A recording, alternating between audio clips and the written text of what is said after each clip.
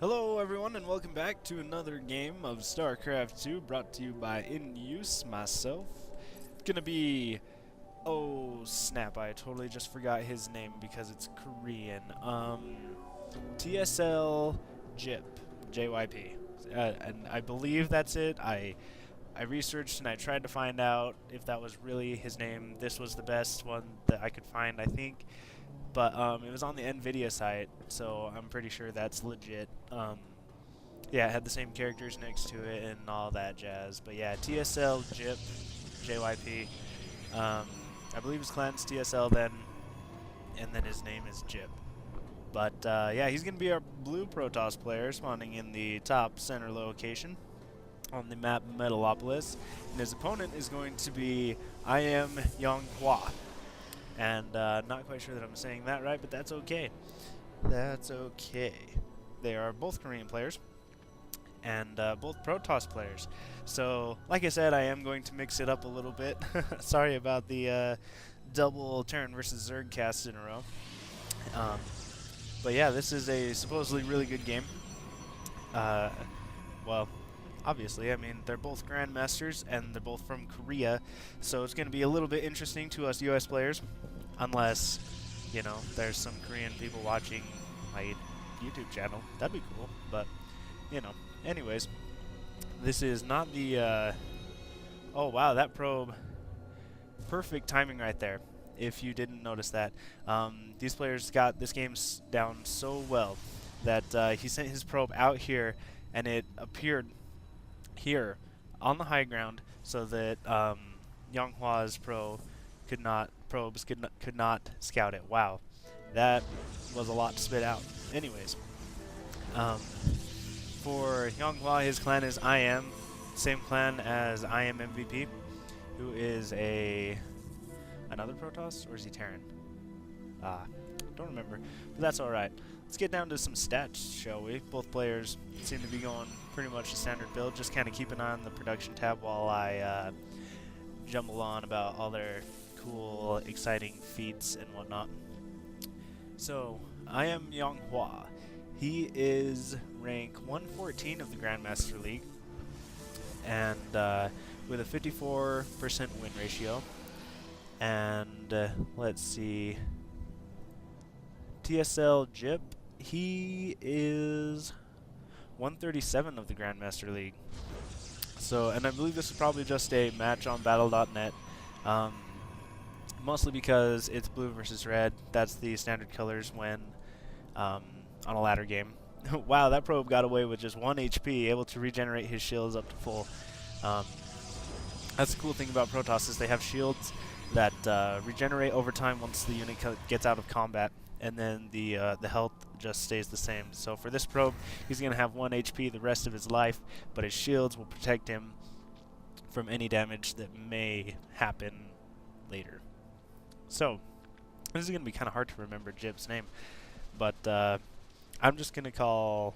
I'll call him Yonghwa. That's simple enough, right? Even for an American guy like me. Got Warp Gate coming out. Pretty standard. 10 seconds ahead for Yonghwa, but he was also a little bit behind on getting out. What was it? Just a couple units, I believe. But looks like Yonghwa's going for a 3-gate possible expand, because he does have 500 minerals saved up. And then it looks like Jip is going for a 4-gate and rallied right outside of Yonghwa's base. He does have 3 Stalkers there, and is going to be able to take out that probe. And he also has a proxy pylon on the way, and poking in with those Stalkers just a little bit, damaging the shields. And if you watch the shields on this unit, it's been out of combat now, and his shields regenerate much more faster. You get it. Much quicker. There we go. Than the shields in StarCraft 1. Nice force field there, blocking the ramp, preventing that 4-gate from being too successful. And Yonghwa has quite a bit of resources saved up, and it looks like Jip is just going to be doing the same thing, but I believe that his will be used for reinforcing Stalkers to push forward even more with this No, is he going? Nope, he's not going for the Nexus. It does look like he will be going for a little bit more of the... oh, is he going to be able to pick off that Zealot? He could pick off that Zealot. Oh, wow, he was able to warp in Zealots on the high ground. Quite resourceful. Just getting those couple units up there, was able to spot over here with his pylon energy and warp in just a couple Zealots. This 4-gate proving to be pretty effective, keeping YongHwa in his base. YongHwa now has 700 minerals in the bank, and now just 500, 600. And Jip just keeping up on... wow, YongHwa, nice force fields, perfect timing on those, right as Jip tries to run up the ramp, just blocking it off ever so perfectly. And right before that force field goes down, sets up another one. Like, literally right before. And wow, with that pylon right there, he's able to warp in units on the high ground, keep vision of the high ground, and then shoot just a little bit with a couple stalkers here. And it's amazing. Oh, another force field. Did you see the little bubbles that pop when the force field dies? And oh, I think he's run out of energy.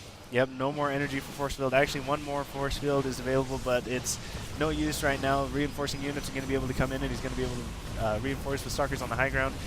Moving his stalkers in. Nothing really being produced right now, just a stalker and a zealot. But YongHwa is going to be able to hold off this 4-gate pressure, and yep, he will take out that pylon, which will stop all attack from Jip. That's kind of a cool name. Anyway, now Jip's just kind of going to keep it contained on YongHwa before he can get his base out. And ooh, puts a force field on there, able to take out that zealot.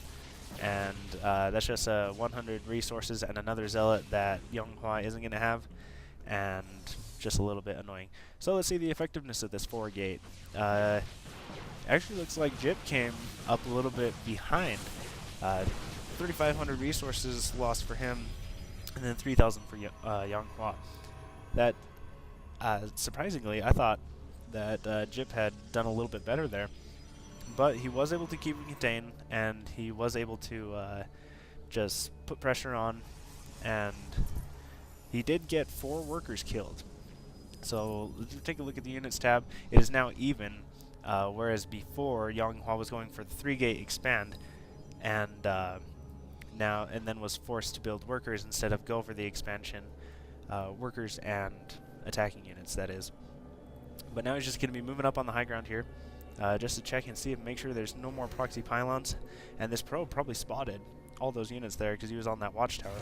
And YongHwa picking up that watchtower, and I believe he saw that probe.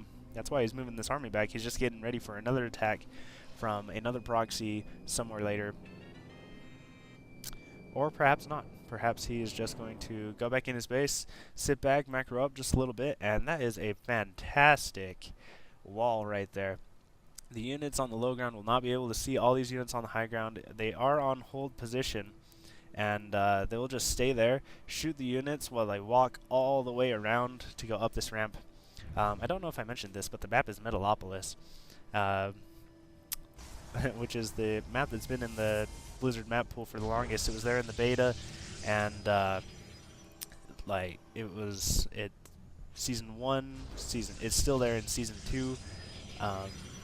They use it in a lot of tournaments, but most tournaments have a supply depot at the bottom of the ramp, just to prevent early walling in, which is annoying. I hate early wall-ins, but you know, pro players like this usually going to be able to scout it and move on and defend a wall-in pretty easily. Jip going for a Nexus, and the probe count's actually pretty low right now. Both players 27 to 25, so yep. YongHwa deciding to go for a Robobait and another Gateway, excuse me, and the Blink for Stalkers. Wow. Excuse me, I'm just having a hard time talking here. Getting some Immortals out, and looks to be building up a force where he's going to push in and try and take down Jip while he expands. Proxy's pylon getting taken out, but it's not too big of a deal. That was just mainly for reinforcements. And Starcraft just coming in here to peek around. Oh, and he tries to go up the ramp and blink over to try and scout anything in his base, but is unable. Did he see... Whoops, not YongHwa. Come on, my mouse freaks out a lot. He didn't see the Twilight Council, but he did see the robotics facility. And he does have an observer on... Wait, that's YongHwa's. Wow. I'm getting all sorts of mixed up here now. Starker on the high ground. Take him out.